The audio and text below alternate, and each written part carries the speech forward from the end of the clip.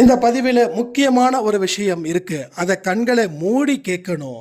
நீங்க கண்களை மூடிட்டா சாயப்பா என்ன செய்வாருன்றதை இந்த பதிவில் சொல்லியிருக்கோம். அன்பே சாய் குடும்பத்தில் இருக்கிறவங்க அத்தனை பேரும் இந்த பதிவை பார்க்கணும்.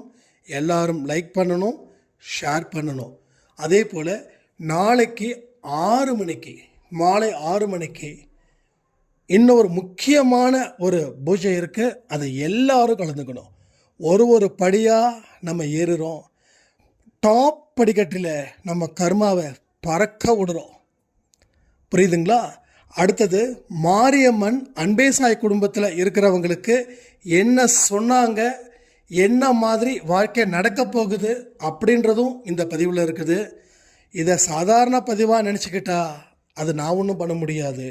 ஆனால் இது முக்கியமான பதிவு நினச்சி உங்கள் மனதை இங்கே செலுத்திட்டா வாழ்க்கையில் இவ்வளவு ஈஸியாக வெற்றி பெறுவதற்கு இவ்வளவு கர்மாக்களை நம்ம வாழ்க்கையில் இருக்குதா, இதை இவ்வளவு எளிதாக துரத்த முடியுமா அப்படின்ற ஒரு நிலை வரும். கண்டிப்பாக நிறைய பேருக்கு இன்றைக்கி சாய்ப்பாவோட அருளும் மாரியம்மனோட அருளும் குலதெய்வத்தோட அருளும் சத்தியமாக கிடைக்க போகுது.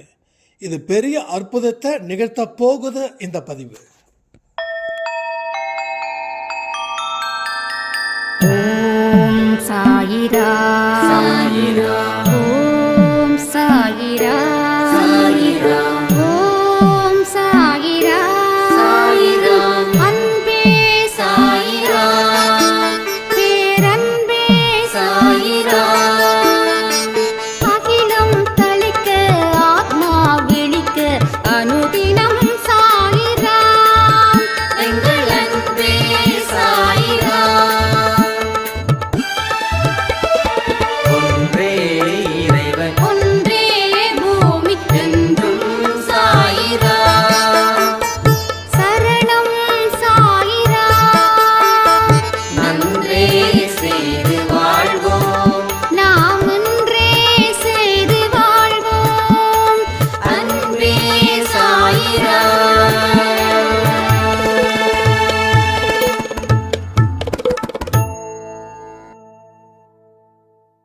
சாயிராம்.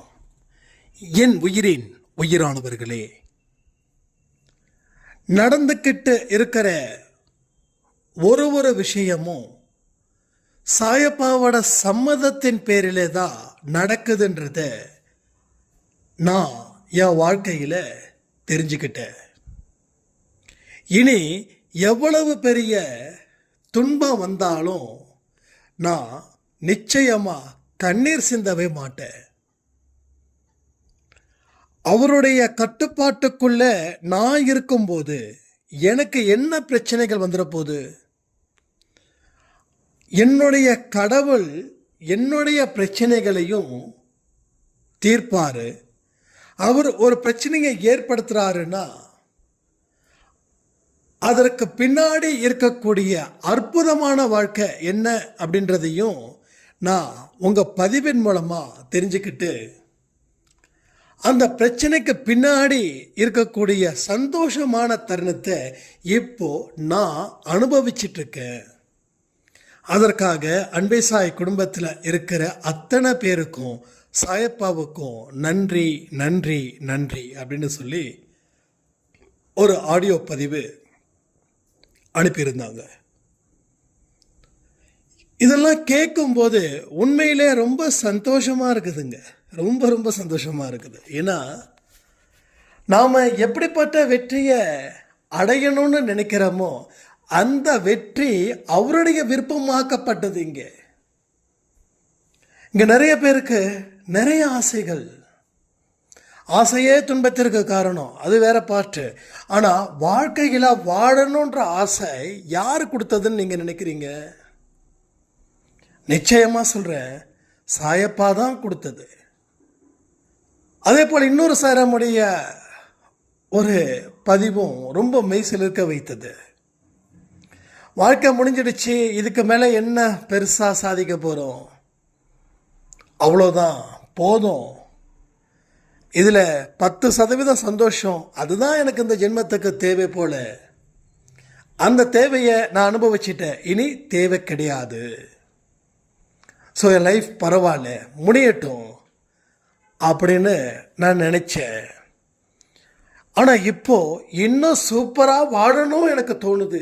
எப்படி இந்த மன மாற்றம் வந்ததுன்னு எனக்கு தெரியல அப்படின்னாங்க. அவங்களுக்காகவும் இந்த பதில். என்னைக்கு நம்ம ஒருத்தவங்களை நம்பி ஒப்படைக்கிறோமோ அன்னைக்கு அவங்க என்ன மாதிரி விஷயத்த நமக்காக செய்யணும்னு நினைக்கிறாங்களோ அதை நம்ம மனசில் விதைப்பாங்க. அதற்கு தேவையான வேலையையும் அவங்க வாங்குவாங்க. அந்த வேலையை வாங்கி நம்மளை உயரத்தில் உட்கார வைக்கவும் செய்வாங்க. இவ்வளோதாங்க. அப்போ என்னைக்கு நாம் வாழ்க்கையில் நான் வேறு, என் சாயப்பா வேறு அப்படின்னு நினைக்காம நாங்கள் இருவரும் ஒருவரே அப்படின்ற ஒரு மனநிலைக்கு வந்தோமோ அன்னைக்கே வாழ்க்கையில் அற்புதம் நடக்க தொடங்கிடுச்சு.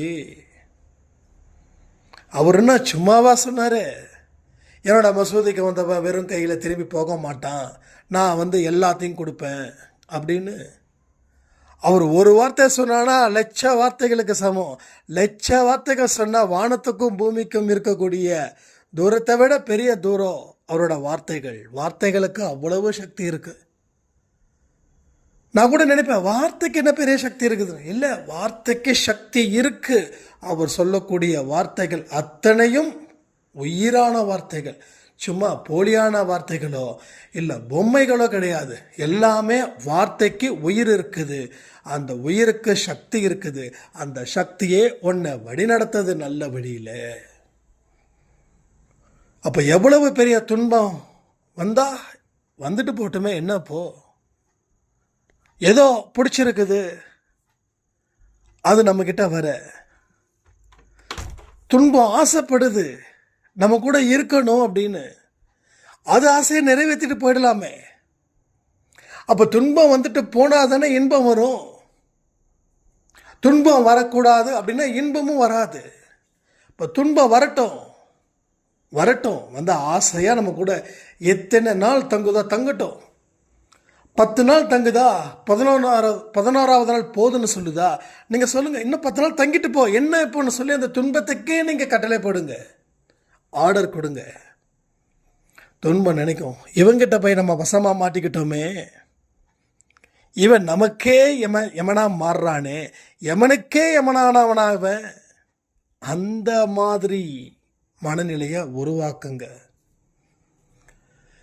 அப்போதான் எவ்வளவு பெரிய துன்பத்தை நீ ஃபேஸ் பண்ணுறியோ அவ்வளவு பெரிய இன்பத்தை நீ அனுபவிக்க முடியும். 10% துன்பத்தை நீ ஃபேஸ் பண்ணுறனா 100% சந்தோஷத்தை நீ ஃபேஸ் பண்ண போகிறேன்னு அர்த்தம். ஸோ வாழ்க்கை அப்படின்றது இதுதான். ஒரு படியும் ஒரு என்னது ஏகப்பட்ட விஷ ஜந்துக்களால் நிரப்பப்பட்டது. தட்ஸ் அ கர்மா. அது அழிக்காது, வலிக்கும். தேள் கொட்டும், வலிக்கும், அது சாகடிக்காது. பாம்பு கொத்தும், வலிக்கும், சாகடிக்காது. நாய் கடிக்கும், வலிக்கும், செத்து போயிட மாட்டோம்.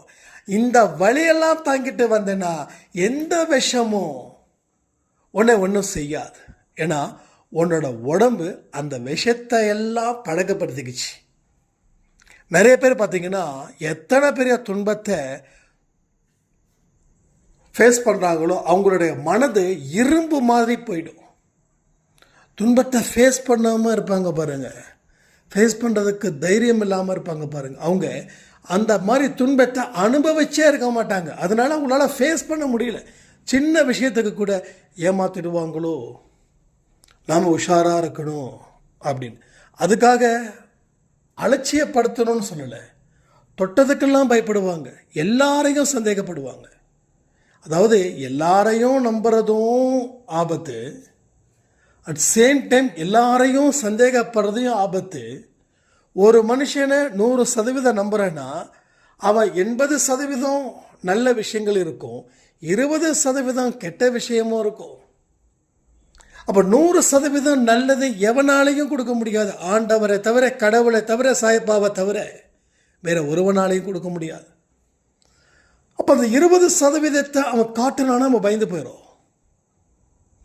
ஒன்றே ஒன்று தான், பயத்துக்கே பயத்தை காட்டக்கூடியவங்க தான் அன்பே சாய் குடும்பம். நீங்கள் பயத்தை காட்டி பாருங்களேன், எதை பற்றியும் நீங்கள் கவலைப்பட மாட்டீங்க. எதுவும் உங்களை நெருங்காதது போல உங்களுக்கு மிகப்பெரிய பாதுகாப்பு வளையத்தை அவர் அமைத்து தருவார். பாயிண்டை கவனிங்க, வார்த்தையை கவனிங்க. வார்த்தைகளுக்கு நீங்கள் எப்படி அதை உங்கள் இடத்துக்கு எடுத்துட்டு போறீங்கன்றது முக்கியம். சும்மா இங்கே பேசல. துன்பம் நெருங்காத அளவுக்கு உங்கள் வாழ்க்கையில் அவர் ஒரு வட்டத்தை வரைந்து அதில் பவர்ஃபுல்லான ஃபேக்டர்ஸ் அதை வச்சிருப்பார். அப்போ எந்த துன்பமும் அந்த எல்லை வரைக்கும் தான் வரும், எல்லைக்கு உள்ளே வராது. ஆனால் எல்லைக்கு முன்னாடி வருது உங்களுக்கு வந்துடுச்சுன்னு நினச்சி நீங்கள் பயந்து ஓடுறீங்க. அப்போ வட்டத்தை தாண்டி ஓடும்போது அந்த துன்பம் உங்களை துரத்துது. புரியுதா உங்களுக்கு? யாருக்காவது இந்த மனநிலையில் இருந்தீங்கன்னா நல்லா புரிஞ்சுக்கோங்க. நான் திருப்பி ரிப்பீட் பண்ணுறேன். நீங்கள் என்னைக்கு நல்லா புரிஞ்சுக்கோங்க, நல்லா கவனமாக கேளுங்க.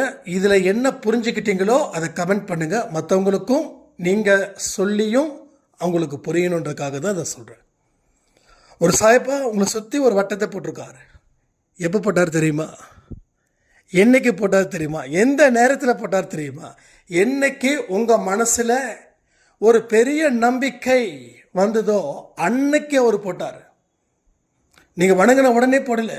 நீங்கள் வணங்கி அதில் கொஞ்ச நாள் ஸ்ட்ராங்காக நிற்கும்போது அந்த வட்டத்தை அவர் கிழித்தார். கிழிக்கப்பட்ட வட்டம் உங்கள் கண்ணுக்கு தெரியல, இதான் உண்மை. ஆனால் வட்டம் போட்டதும் உண்மை. நமக்கு கண்ணுக்கு தெரியலன்னா இல்லைன்னா ஆயிடாது.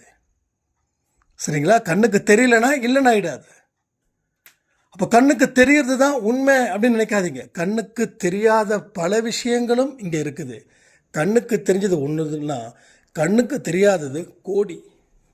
இது உள்ளே இறங்கி பார்த்தா தான் தெரியும். உள்ளே இறங்கணும். ஏன்னா எல்லா பொக்கிஷங்களும் மண்ணுக்கு உள்ளே தான் இருக்குது, மண்ணுக்கு வெளியில் இல்லை. இதெல்லாம் உள்ளே இருந்து எடுக்கப்பட்டது. நீங்கள் பார்த்துட்ருக்கிற அத்தனை விஷயங்களும். அப்போது உள்ளம், மனது, மண்ணுன்னு வச்சுக்கோங்க, மண்ணுக்குள்ளேன்னு வச்சுக்கோங்க, பூமிக்கு உள்ளே. அப்போது அந்த உள்ளத்தில் இருந்து ஏகப்பட்ட விஷயங்கள் உள்நோக்கி போகும்போது சச்சரத்தில் அழகாக சொல்லியிருப்பார், வெளிப்புறமாக உன் மனத்தை திருப்பாமல் உட்புறமாக திருப்பு. என்ன திருப்பணும்? பைப்பா திருப்பி தண்ணி பிடிக்க உட்புறமாக திருப்பு அப்படின்னா உள்ளுக்குள்ளே போன்னு அர்த்தம். அங்கே தான் ஏகப்பட்ட விஷயங்கள் அடங்கி இருக்குது. நீ எத்தனையோ ஜென்மமாக பிறந்திருக்க, எத்தனையோ ஜென்மத்தில் என்னென்னமோ கற்றுட்ருக்க. நீ கற்றுக்கிட்டது ஏராளம். ஆனால் எதையுமே நீ தாராளமாக பயன்படுத்தலை. அதனால் கஞ்சத்தனமாக இருந்து வாழ்க்கையில் துன்பத்தை அனுபவித்து இந்த உலகத்தை விட்டு போகிற. மறுபடியும் உலகத்துக்குள்ளே வர, மறுபடியும் துன்பத்தை அனுபவிக்கிற. அட்லீஸ்ட் இந்த ஜென்மத்தையாவது நீ சிறப்பாக்கு அப்படின்றார். சரி, விஷயத்துக்கு வருவோம். அப்போது உங்களை சுற்றி ஒரு வட்டம் போடப்பட்டது. நல்லா புரிஞ்சுக்கணும். கண்களை மூடுங்க, தயவு செய்து கண்களை மூடுங்க. நான் சொல்கிறத அப்படியே கவனிங்க. நீங்கள் நிற்கிறீங்க, உங்களை சுற்றி ஒரு வட்டத்தை போட்டுட்டாரு. நீங்கள் செய்யுங்க. அது இன்னைக்கு, என்னைக்கோ இல்லை நாளைக்கோ செய்யுங்க. உங்களை சுற்றி ஒரு வட்டத்தை போடுங்க. நான் சொல்கிற வரைக்கும் கண்ணை திறக்காதீங்க. கண்களை மூடி தயவு செய்து கேளுங்க. இமேஜினாக பண்ணுங்க. அதை அப்படியே படமாக மாற்றுங்க. ஒரு மூவி பார்க்கும்போது நமக்கு எப்பயுமே ஞாபகத்துக்கு வரும். வார்த்தைகளை படமாக மாற்றுங்க. ஒரு வட்டத்தை போட்டாச்சு. அந்த வட்டம் உங்களுக்கு பாதுகாப்பான வளையம். ஏன்னா நீங்கள் சாயப்பாவை நம்பி பல வருஷங்கள் இருக்கீங்க. வந்துட்டு போகலை. வந்துட்டு போனவங்களுக்கு அந்த வட்டம் போடலை. வட்டம் போட முடியாது. நிற்கிறவங்க, நிலையாக நிற்கிறவங்களுக்கு தான். நீங்கள் அன்பே சாய் குடும்பத்தில் இருக்கிறவங்க நிலையாக எத்தனை பேர் நிற்கிறாங்களோ அவங்களுக்கு இன்று இரவு ஒரு வட்டத்தை போட்டு விட்டார். நீங்கள் இப்போ என்னெல்லாம் கண்ணை மூடிக்கிட்டு காய்ச்சி தெரியுதோ அது இப்போ இந்த நிமிஷம் இந்த நொடி உங்களுக்கு நடக்குது நடக்குது நடக்குது நடந்தே தீருது. நீங்கள் கண்களை மூடின உடனே சாய்ப்பா உங்கள் முன்னாடி வந்து உங்களை சுற்றியும் ஒரு பெரிய வட்டத்தை போடுறார். அந்த வட்டம் பாதுகாப்பான வட்டம். அந்த வட்டத்துக்குள்ள எந்த துன்பமோ எந்த அக்கிரமமோ எந்த துன்புறுத்தலும் அந்த வட்டத்துக்குள்ள இனி வராது. எல்லாம் வட்டத்துக்கு வெளியிலேயே நிற்கும். அந்த வட்டம் அவ்வளவு பெரிய வட்டம், அவ்வளோ பெரிய பவர்ஃபுல் வட்டம். ஆனால் என்ன டீல் தெரியுமா? அந்த வட்டத்தை விட்டு நீங்கள் வெளியிலே வரக்கூடாது. எப்படி லக்ஷ்மணன் ஒரு சீதையை தாண்டக்கூடாதுன்னு சொல்லி ஒரு வட்டத்தை ஒரு கோடை போட்டு சீதை தாண்டி ராவண சீதையை தூக்கிட்டு போய் ஒரு பெரிய போர் வந்ததோ, அதை மனசில் வச்சுக்கோங்க. இப்போ வட்டத்தை போட்டாச்சு. இப்போ துன்பங்களை ஆபத்து மிகுந்த மிருகமா பாருங்க. சிங்கம், புலி, ஓநாய், நரி, சிறுத்தை, முதலை, பாம்பு, தேளு, இது மாதிரி பல ஜந்துக்களை நினச்சிக்கோங்க. வட்டம் போட்ட உடனே அந்த ஜந்துக்கள் ஒவ்வொன்றா வருது. நீங்கள் தனியாக இருக்கீங்க. அந்த உங்களை சுற்றியும் வட்டத்தை சுற்றியும் வெத்து இடம். அந்த வெத்து இடம் ஃபுல்லாக முதல்ல ஒரு பக்கம் ஊறுது, பாம்பு ஒரு பக்கம் ஊறுது, தேள் ஒரு பக்கம் குடு குடு குடு குடுன்னு வருது. இப்போ நீங்கள் என்ன பண்ணுறீங்க? ஐயோ வருதுன்னு சொல்லி வட்டத்துக்கு வெளியில் போயிடக்கூடாது, வட்டத்துக்கு உள்ளே இருக்கணும். அது வரும், ஆனால் அதனுடைய மூச்சு காத்து கூட உங்கள் மேலே படாது. இது சத்தியம். இது சத்தியம். இன்னும் பாயிண்ட் இருக்குது, கண்ணை திறக்காதீங்க. மூச்சு காத்து கூட உங்கள் மேலே படாது. அப்போது ஐயோ வருதுன்னு சொல்லி பயந்து ஓடுறவங்க பலர். இந்த வட்டத்துக்குள்ளே வராது சாயப்பா இருக்கிறாருன்னு நினச்சி இருக்கிறவங்க சிலர். அந்த சிலரே வாழ்க்கையில் அற்புத சக்தி பெற்ற மனிதர்களாக வாழ்ந்து கொண்டு இருக்கிறார்கள். அவங்க தான் லைஃப் அச்சீவ் பண்ணுறாங்க. ரைட்டா? அப்போது அந்த வட்டத்துக்குள்ளே எந்த மிருகமும் எந்த விலங்கும் எந்த புழு பூச்சியும் வந்து உங்களை சேதப்படுத்தாது. பயப்படக்கூடாது. பயம் உங்களை அழிக்கும். சில பேருக்கு அந்த வட்டத்துக்குள்ளேயே பயம் அதிகமாகி மயக்கம் போட்டு அந்த வட்டத்தை தாண்டி விடுறாங்க. அது கொத்திட்டு போயிடுது, இழுத்துட்டு போயிடுது, தின்னுட்டு போயிடுது, முழுங்கிடுது. இன்னும் சிலரோ அது பார்த்தவொடனே 10ல் ஓடுறாங்க. சாயப்பா சொன்னதெல்லாம் மறந்துடுறாங்க. ஐயோ கடவுளே ஒன்றை நம்பி உட்காந்துருந்தேன், என்னை துரத்துதேன்னு. ஆனால் வட்டத்துக்குள்ளே எதுவும் வரல, வட்டத்துக்கு வெளியில் தான் இருக்குது. நீங்கள் வட்டத்துக்கு வெளியில் வந்ததால் உங்களுக்கு பிரச்சனை. என்ன சொல்ல வரோம் அப்படின்னா, அந்த தேள், சிறுத்தை, இந்த விலங்குகள் எல்லாம் சொன்னனே, அது எல்லாமே உங்கள் பல ஜென்மத்தில் நீங்கள் செய்த செயலுக்கு தண்டனை கொடுக்கக்கூடிய கர்மாக்கள். அந்த வட்டம் என்ன தெரியுமா? கடவுளுடைய நம்பிக்கை.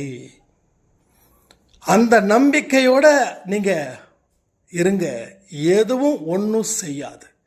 பயந்து சாயப்பா வணங்குறத நிறுத்துறது, சாயப்பா வந்து என்னங்க ஒன்றும் பண்ணலைங்க அப்படின்னு சொல்லி ரிட்டர்ன் பேக் போகிறது, இது எல்லாம் இருக்க இருக்க இருக்க வாழ்க்கையில் துன்பங்களும் தோல்விகளும் அவமானங்களும் இது வரைக்கும் இல்லை, இனி வரக்கூடியது கூட ரொம்ப ஈஸியாக அவங்கள வந்து அச்சுறுத்தும்.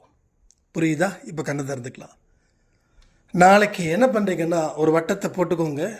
அந்த வட்டம் தான் உங்களது வட்டம் நினச்சிக்கோங்க. அந்த வட்டத்துக்குள்ளே இருங்க. ஒரு பேப்பர் எடுங்க. அந்த பேப்பரை அழகாக ஒரு காம்பஸ் வச்சு வட்டத்தை போடுங்க. அந்த இடத்துல உங்கள் பெயரை எழுதுங்க. அந்த பெயருக்கு கீழே சாயப்பா துணைன்னு போடுங்க. அது என்றைக்குமே அதை வந்து பூஜை ரூமில் வச்சுக்கோங்க. தினமும் அதை பாருங்கள். ஏன்னா நம்ம மனசில் அந்த விஷயத்தை தொடர்ந்து பார்க்க உங்கள் வாழ்க்கையில் பல விதத்திலையும் நல்ல விஷயங்களும் அற்புதமான விஷயங்களும் அதிசயமான விஷயத்தையும் நீங்கள் பெற முடியும். புரியுதா உங்களுக்கு? ஸோ பேப்பரை எடுத்து நிம்மதியாக இன்னைக்கு கூட இது பண்ண வேண்டாம். நாளைக்கு கரெக்டாக இமேஜ் பண்ணி பண்ணுங்க. நாளைக்கு ஏதோ ஒரு டைம் வச்சுக்கலாம். இல்லாட்டி நாளைக்கு வந்து சண்டேவா, சண்டே தானே நாளைக்கு, ரைட் சண்டே. நாளைக்கு 6 மணிக்கு ஒரு சின்ன பூஜை பண்ணலாமா? அந்த பேப்பரை வச்சு எல்லாரும் அந்த பேப்பரை வச்சுக்கோங்க. ஒரு ஒயிட் ஷீட் எடுத்துக்கோங்க. கேம்பஸில் ஒரு ரவுண்டு போடுங்க. ஒரு வட்டம் வரைங்க. அந்த வட்டத்துக்கு என்ன கலர் வேணாலும் கொடுத்துக்கோங்க. அந்த வட்டத்துக்கு கீழே வந்து ஒரு சின்னதாக ஒரு மனுஷனோட படம், அதான் நீங்கள். ஒரு சின்னதாக சாயப்பாவோட படம், அதான் அவர்.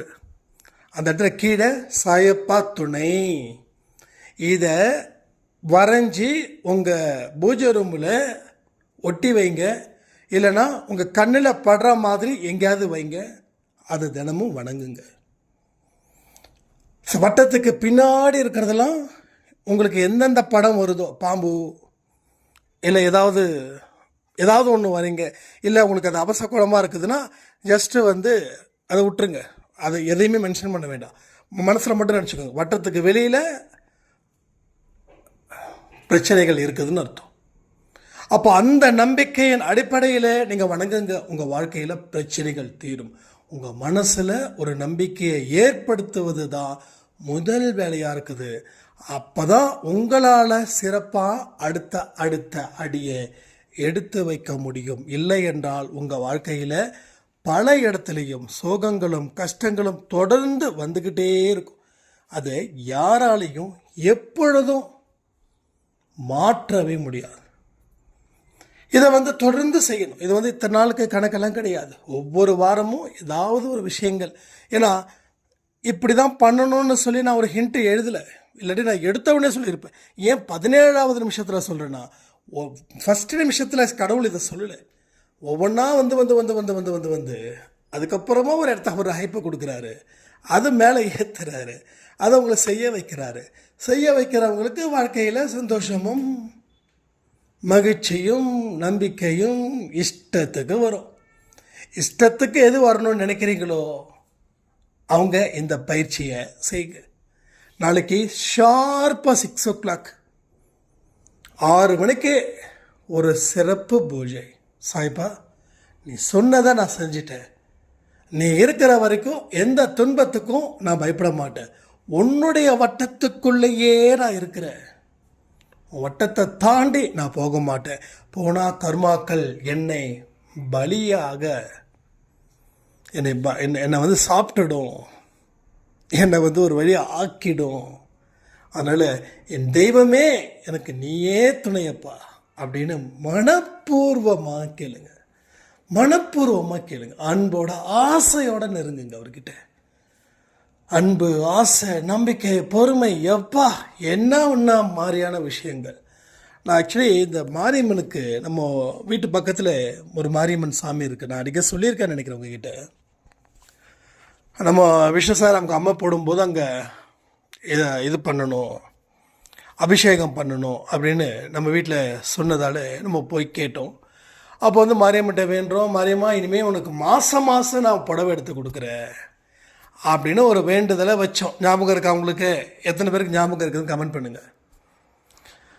அப்போ அது என்ன ஆச்சு, அவங்க சொன்னாங்க காட்டன் சாரீ கொடுங்க, வீட்டில் வந்து லேடிஸ் கட்டுற மாதிரி காட்டன் சாரீ தான் நாங்கள் கட்டுறோம் அப்படின்னாங்க. நாம் என்ன பண்ணோம், அமேசானில் வந்து காட்டன் சாரின்னு நினச்சி அந்த சாரீ வந்து காட்டன் இல்லாமல் வேறு ஏதோ சம் மெட்டீரியல்ஸ், அது சரியாக தெரில எனக்கு, அந்த மெட்டீரியல் வந்துச்சு. அந்த மெட்டீரியல் எடுத்து போய் கொடுத்தா அங்கே இருக்கிற கோயிலில் இருக்கிறவங்க இது சாமிக்கு கட்ட முடியாதுங்க, சாமிக்கு வந்து காட்டன் சாரீ தான் வந்து கட்ட முடியும் அப்படின்னாங்க. சரி அப்படின்னு நம்ம வந்து கொடுக்கல. ஐ திங்க் தீபாவளி மந்தில் கொடுக்கல. அந்த புடவையை அம்மாக்கிட்ட கொடுத்தோடனே அம்மா வந்து ரொம்ப சந்தோஷம். அம்மாவுக்கு புடவைனா ரொம்ப பிடிக்கும். ஏன்ப்பான்னாங்க. இல்லைம்மா உங்களுக்கு பிடிச்சது இந்த புடவை சொன்னீங்க, என்ஜாய் அப்படின்னு சொன்னோடனே ஓகேடா நான் கட்டிக்கிறேன்டா அப்படின்ட்டாங்க. இப்போ மாரியம்மனை மறந்தாச்சு. இப்போ என்னாச்சு, இந்த 3 மாதம் I think October, November, December, இந்த 3 மாதமாக சாரீ வந்து எடுத்து கொடுக்கவே இல்லை. அப்போ இன்றைக்கி வந்து நம்ம ஆஃபீஸ்க்கு வந்து ஒரு கஸ்டமர் வராங்க. ஒரு கஸ்டமர் வந்து இது மாதிரி என்னென்னமோ பேசுகிறாரு. அவர் பேசுனதில் முக்கியமான ஒரு விஷயம், எங்கள் பையனுக்கு வேலை கிடைச்சிச்சுன்னா சாமிக்கு வந்து மாரியம்மனுக்கு புடவை எடுத்து கொடுக்கலான்னு நினச்சேன் தம்பி. நான் இல்லை, விஷ்ணுக்கிட்ட சொல்கிறாரு. எடுத்து கொடுக்கலான்னு நினச்சேன் தம்பி. ஃபைனலாக என்னால் வந்து பையனுக்கு வேலையும் கிடச்சிடுச்சு. 1 வருஷம் ஆயிடுச்சு. நான் வந்து புடவை எடுத்து கொடுக்கவே இல்லை மாரியம்மனுக்கு.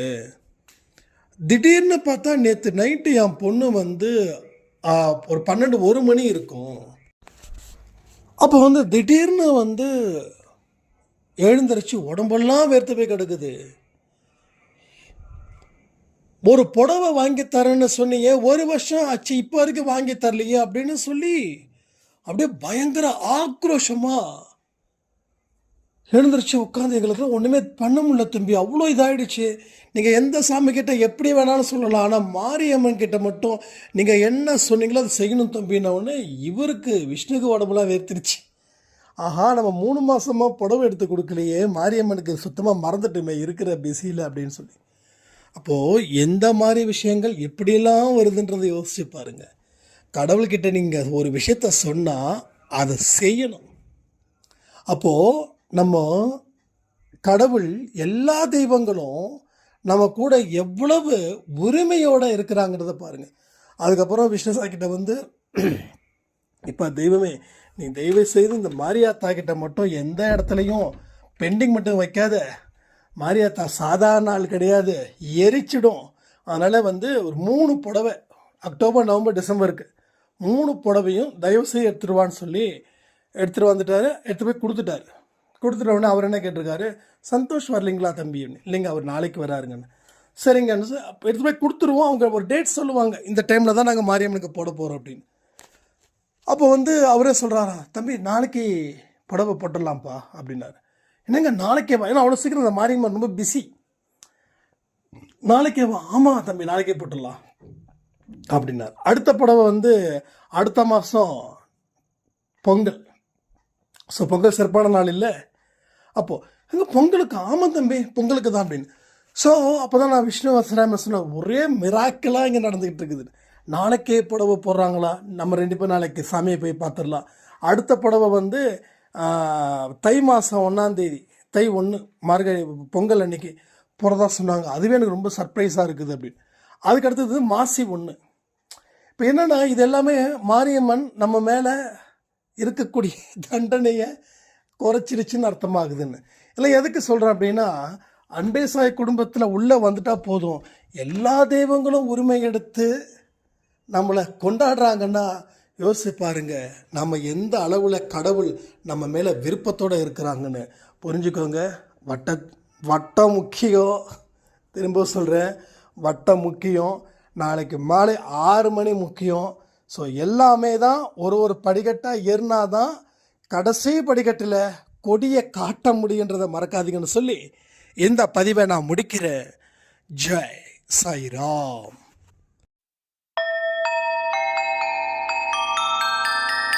ஓம் சாயிரா.